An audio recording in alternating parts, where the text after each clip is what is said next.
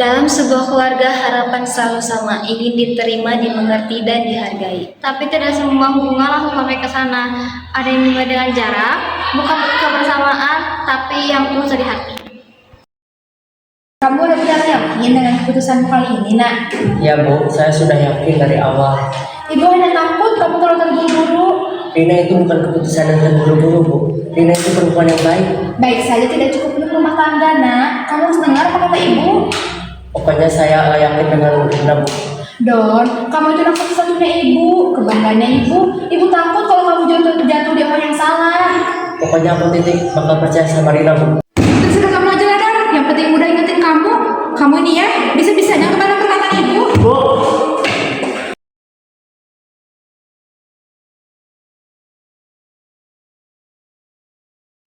Bu, bisa-bisanya sudah mengubah perkataan saya. Biasanya juga pernah tuh ngelawan sama saya. Semenjak kamu Rina aja. Emang apa sih yang spesial dari Rina itu? Orang yang biasa aja, dari keluarga biasa aja. Mau ditaruh di mana coba masa depan anak saya? Pusing ah! Orang lain kata Aku kira cukup menjadi baik. Aku kira cukup berusaha, semua akan diterima. Tapi ternyata aku belum sepenuhnya diberi ruang percaya dari Ibu. Bertahun-tahun lalu, sebelum semua dimulai, ada satu perjalanan. Ibu yang tinggal di kampung pernah datang ke kota, bukan untuk tinggal, hanya untuk menyaksikan pernikahan Doni dan Rina.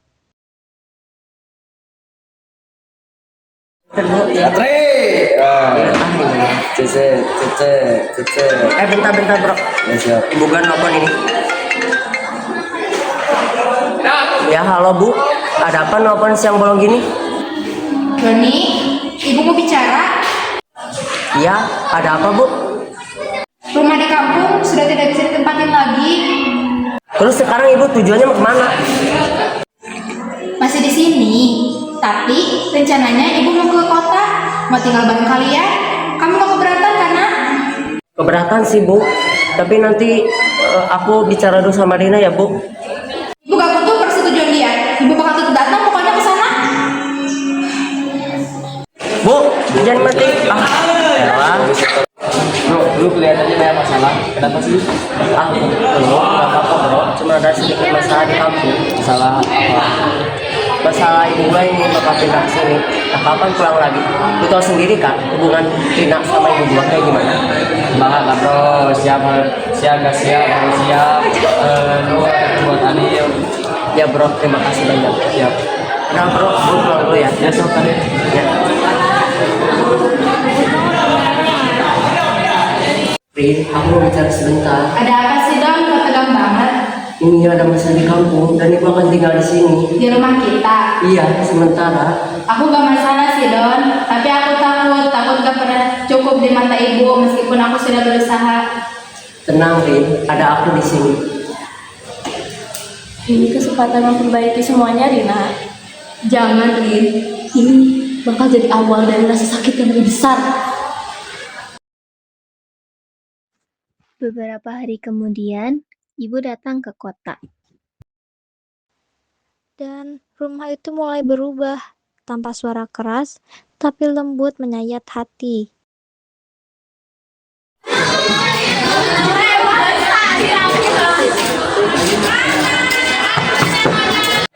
Assalamualaikum.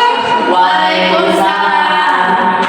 Ibu. Doni, Iya Bu. Bu gimana perjalanannya? Capek kan? Anda mau duduk dulu Bu, saya sendiri. Don, kamu kok jadi kurusan gini sekarang? Kamu kok dijaga ya makannya? Bisa aja. Aduh nak, kamu jangan sampai jadi gak kurus ini. Ibu mungkin mau minum dulu, gak usah. Bu, Rin, aku keluar sebentar dulu ya. Mau beli isi kulkas, soalnya udah pada habis semua. Iya Don, hati-hati nak. Ya Bu.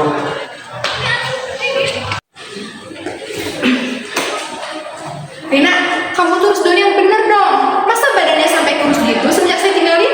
Iya Bu, mungkin Mas Doni terlalu lelah dalam pekerjaan. Nanti Rina akan perhatikan lagi. Aduh, dari dulu Doni itu orang teratur.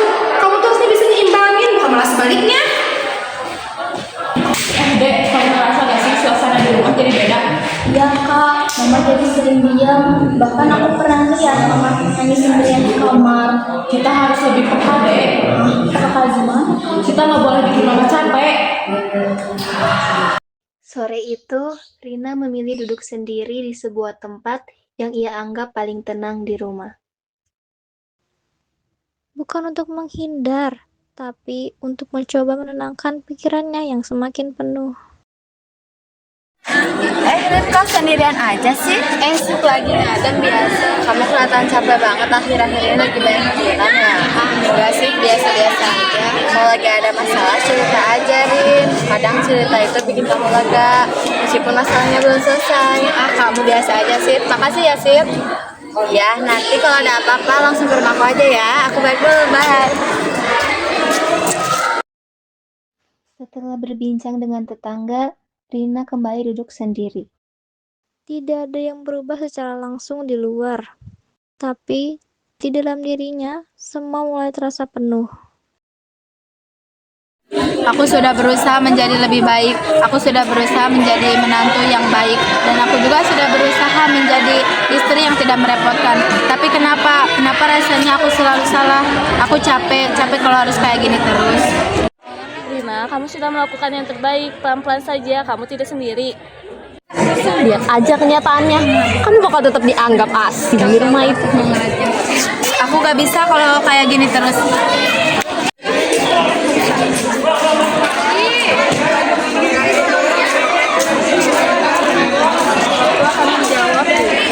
Cuma kamu bakal langsung gitu tahu ujungnya.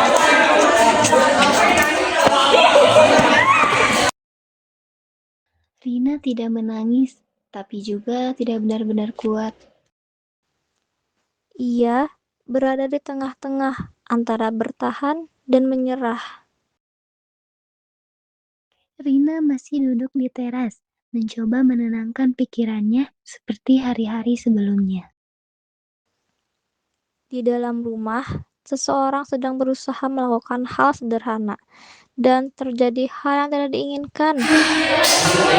Cerita ini nyapu doang nggak bisa. Masa mertuanya sih disuruh nyapu? Berat banget lagi harus dikerjain. Sampai bangun deh saya. Duh, harus cepet-cepet nih biar cepet beres.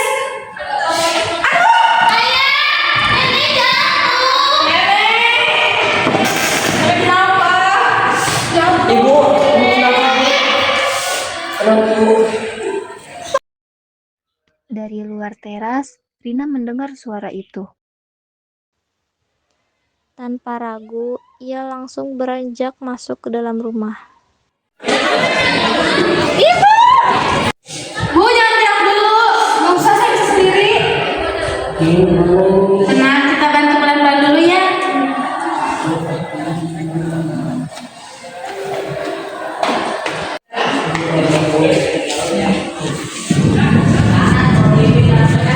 Rina, kenapa kamu nangis saya kan selalu jahat sama kamu. Rina gak merasa ibu jahat kok. Rina tahu ibu hanya ingin yang terbaik untuk anak ibu. Rin, Ya. makasih ya.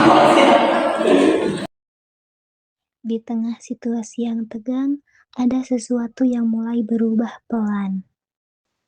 Bukan hanya rasa sakit, tapi juga cara pandang yang mulai melunak. Ada sebuah jarak di antara kami. Bukan karena tidak peduli, tetapi karena hati yang belum tahu caranya untuk saling memahami. Sampai akhirnya kami sadar, keluarga bukan tentang siapa yang paling benar, tetapi siapa yang akan tetap tinggal di saat kita tidak muda. Dan perlahan yang terasa dingin menjadi hangat, yang terasa jauh menjadi dekat. Karena pada akhirnya rumah bukan hanya tempat untuk pulang, tetapi tempat di mana kita saling belajar menerima dan mencintai. Setelah kejadian itu, suasana rumah tidak sama seperti sebelumnya. Ada keheningan yang tidak lagi dingin, tapi berubah menjadi kehangatan yang perlahan tumbuh. Rina, ya Bu, tadi saya sadar akan satu hal. Apa Bu? Ternyata selama ini saya terlalu keras ya menilai kamu. Rina tidak ada maksud untuk disukai, Bu, tapi Rina hanya ingin diterima di keluarga ini. Saya pikir kamu gak akan peduli sama keluarga ini. Tapi ternyata saat ada masalah datang, kamu yang pertama kali maju. Rina memang banyak diam di semua hal, tapi kalau keluarga butuh, Rina akan selalu ada.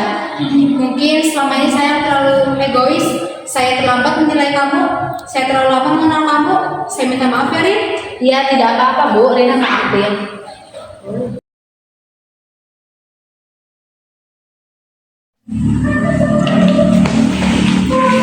Berarti sekarang udah gak bilang lagi ya?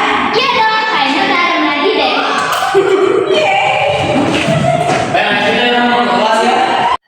Ayo keluar aja yuk. Aku di sini ya. Ya udah, aku di sini.